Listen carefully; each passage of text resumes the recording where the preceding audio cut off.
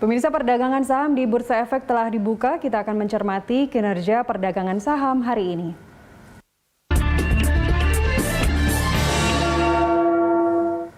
Untuk mengetahui pergerakan saham hari ini, kita bergabung dengan analis dari Panin Sekuritas, Juan Oktavianus. Mas Juan, selamat pagi. Kasus COVID dalam negeri terus meningkat. Apakah ini menjadi sentimen yang terus menghantui IHSG untuk hari ini?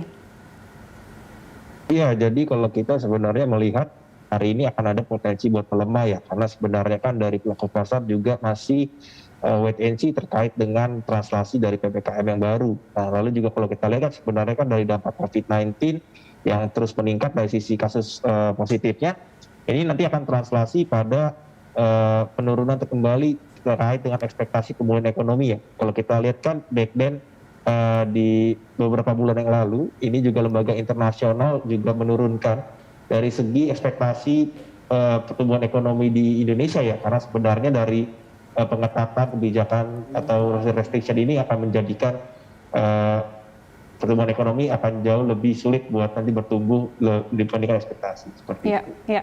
Dan bagaimana dengan kabar terkait dengan PPKM darurat atau PPKM yang diperketat? Sejauh apa akan membawa dampak negatif terhadap IHSG? Kalau kita melihat sebenarnya dari implementasi atau dari surat yang beredar ya, bahwa sebenarnya kan PPKM-nya mirip-mirip dengan PPKM yang sebelumnya ya, di mana kalau dari sisi operasional ini masih akan bisa sampai sore, dan juga beberapa mall dan juga ini dengan sistem take away ya. Jadi kita rasa untuk market, untuk reaksinya nggak akan setinggi atau sesignifikan dari yang sebelum-sebelumnya, karena market sudah melakukan price in di sana. Nah, namun memang akan ada beberapa sektor spesifik yang akan mengalami kerugian ya, atau penurunan dari segi performance dari sisi PPKM baru, seperti dari properti, dari yang punya mall, dan juga dari recurringnya di properti seperti itu. Oke, Mas Juan, ini kalau kita lihat di papan bursa sekarang kan posisi IHSG di rentang 6.004 ini sekarang ya, 6.002, 6.004. Apakah hari ini masih akan terus bertahan di level 6.000 atau justru turun nantinya? Iya, kalau kita lihat ini akan ada potensial ya, bahwa sebenarnya dari support itu bisa di level 5921 ya. Biarpun kita memperkirakan sebenarnya pergerakan masih akan cenderung terkonsolidasi karena masih adanya wait and see. Kita lihat akan ada ruang pergerakan yang lebih lanjut, ini bisa pada esok hari ya, melihat dari apakah implementasi dari PPKM baru ini akan seperti apa. Oke, kalau sentimen dari global seperti apa? Iya, kalau kita melihat global sebenarnya ini dari US ini sudah positif ya, dimana kalau kita lihat kan dari data rilis private payroll itu meningkat sebesar 692.000 di Juni ya. Ini kan lebih tinggi dibandingkan estimasi dari para analis. Nah, lalu juga adanya sentimen positif dari pembukaan lockdown ini di US juga berdampak positif pada marketnya. Nah, namun patut diketahui juga sebenarnya dari varian Delta sendiri ini masih kesulitan ya beberapa negara maju dan juga beberapa negara yang lain buat bisa mengkonten dari sisi penyebarannya. Nah, ini juga kita melihat sebenarnya akan adanya survei terkait dengan media sosial yang misleading information terkait dengan vaksin juga akan menjadi sentimen negatif ya buat ke depannya. Kalau kita lihat Filipina 68% masih ragu divaksin, Indonesia sekitar 20% juga masih ragu divaksin, ini akan menjadi sentimen negatif buat terkait dengan vaccination roll-nya akan berjalan lebih lambat daripada ekspektasi seperti itu. Baik, kalau sentimen positifnya apa untuk hari ini?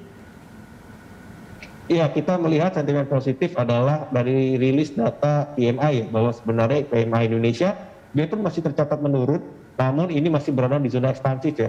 Nah, dimana kalau kita lihat penurunan ini kan dikarenakan sebenarnya seasonality ya. Bulan lalu kita lihat adanya lebaran, ini menyebabkan penurunan pada sisi bulan ini. Nah, namun kalau kita melihat ekspansifnya ini masih positif terkait dengan industrial dan juga nanti pada komoditi ya jatuhnya. Karena kalau kita melihat dari sisi sentimen inflasi yang sekarang juga ini akan masih sangat positif buat dari komoditi related seperti itu.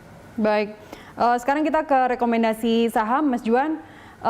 Seperti apa pergerakan saham sektor retail? Ini kaitannya juga dengan PPKM yang diperketat ya. Seperti apa pergerakan untuk hari ini untuk sektor retail? Iya, kalau kita retail kemungkinan akan tertekan ya, karena sebenarnya dari sisi mereka mempunyai kinerja ini akan sangat tergantung daripada nanti bisnis online-nya mereka. maka kita lihat sentimen dari digitalisasi akan sangat mempengaruhi dari pergerakan saham. Nah, kalau kita melihat dari yang beberapa emiten retail terutama yang sangat signifikan porsinya pada mall, ini akan lumayan kena dari segi dampaknya ya terhadap PPM baru. Makanya sebenarnya dari sisi retail ini akan mulai volatile dari sisi pergerakan harga saham. Yang Anda rekomendasikan dari sektor retail saham apa saja? Untuk retail sendiri kita masih rekomendasi buat dari sisi ERA ya, karena sebenarnya dari ERA Jaya ini kan dia punya dari segi penjualan ini sangat terbantu dari segi WFH dan juga work from home ini ya. Nah, kalau kita lihat sebenarnya dari segi penjualan sebagai smartphone ini juga sangat positif. Apalagi ke depannya kita melihat ini masih akan tetap berlangsung ya dari segi WFH ini. Makanya kita sangat rekomendasikan buat dari sisi ERA, buat dari sisi retail. Oke, selain ERA ada lagi? Ya, mungkin di luar sektor dari retail kita juga melihat beberapa defensive sektor seperti telco, ini juga akan positif. Lalu juga sebenarnya dari segi komoditi ini akan masih positif ke depannya ya, seiring dengan ekspektasi kita buat dari US dollar masih akan tetap melemah. Ini seperti contohnya metal mining, ini dari nikel dan juga dari timah dan juga copper ini akan masih akan menarik ke depannya. Mungkin kita bisa lihat dari sisi timah, Antam dan juga Inco, lalu kita bisa dari telco itu Telkom itu bisa dan juga Tower. Dan yang terakhir dari segi tadi ERA itu bisa kita jadi pilihan buat hari ini. Baik, kalau dari sektor telekomunikasi, ini kan Telkom juga baru saja merilis laporan keuangan kuartal satunya ya 2021. Pergerakan saham Telkom seperti apa dan kemudian sektor telekomunikasi lainnya apa yang Anda rekomendasikan?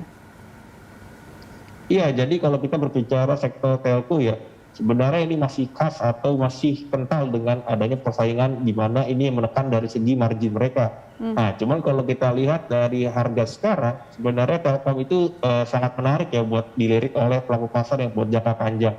Dikarenakan sebenarnya kalau kita lihat tren terbaru dari 5G, spektrum Telkom ini sangat sesuai untuk bisa catch the opportunity dari sisi transformasi ke 5G. Nah, kalau kita lihat dengan adanya peningkatan dari segi pemakaian mobile data dan juga dari segi WFH, ini akan menjadi comparative advantage ya dibandingkan dengan peers-nya. Makanya sebenarnya untuk Telkom ini kita masih suka banget ya, apalagi dengan target harga sekarang. Jadi kita rasa Telkom masih akan positif buat ke depannya. Baik, untuk Bukalapak, dia kan akan IPO ya akhir Juli nanti. Dampaknya ke sektor teknologi seperti apa Mas Juan?